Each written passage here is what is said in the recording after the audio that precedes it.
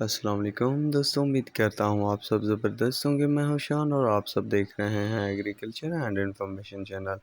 دوستوں، چینی گندم آٹا اور کھاد کی اسمگلنگ پر بڑی سزا کا اعلان۔ چینی کی مارکیٹ مندی کے لپیٹ میں تو کئی ملوں کی لوڈنگ بھی بند کر دی گئی ہے۔ تازہ ترین اپڈیٹ کیا ہے تو اس ویڈیو میں شیئر کروں گا آپ دوستوں کے ساتھ۔ تو دوستوں، سب سے پہلے ہم اسمگلنگ پر جو سزا کا اعلان کر دیا گیا ہے اس پر بات کریں گے۔ دوستوں، کچھ دن پہلے یہ کریک ڈاؤن جاری کر دیا گیا تھا حکومت کی طرف سے کہ جو اسمگلنگ کر رہے ہیں ان کو روکا جائے اور ان کا مال ضبط کر دیا جائے۔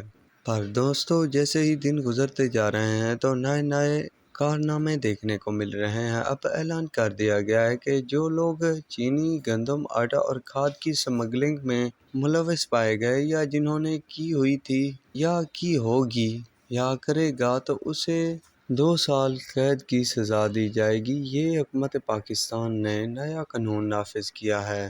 دوستوں، اگر ایسے حالات بنے رہے نہ تو چینی کے ریٹ بنیں گے، نہ کسی اور چیز کے، نہ کھاد کی، تو یہ کسانوں کے لیے اچھی خبر بھی ہے۔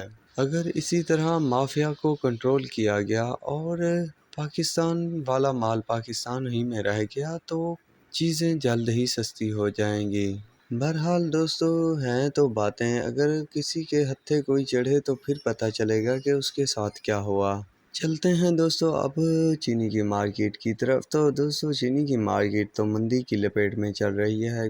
سننے میں آیا ہے کہ کئی شوگر ملوں نے لوڈنگ بھی بند کر دی ہے کیونکہ ریٹ دن بدن کم ہوتے جا رہے ہیں۔ کرنٹ پوزیشن کے تحت گھوٹکی کا جو ریٹ ہے وہ 10,800، ڈھرکی کا بھی 10,800، رانی پور کا 10,850، جے ڈی کا 10,700، حمزہ کا 10,740، اتحاد کا 10,750 روپے، آر وائی کے کا 10,725 روپے، رحمان حاجرہ کا 10,700، آدم کا 10,850، یونائٹڈ کا 10,700، کے ٹی کا 10,700۔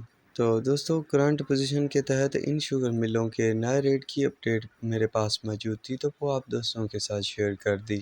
تو تازہ ترین اپڈیٹ کو جاننے کے لیے میرے چینل کو ضرور سبسکرائب کرنا، دعا میں یاد رکھنا۔ اللہ حافظ۔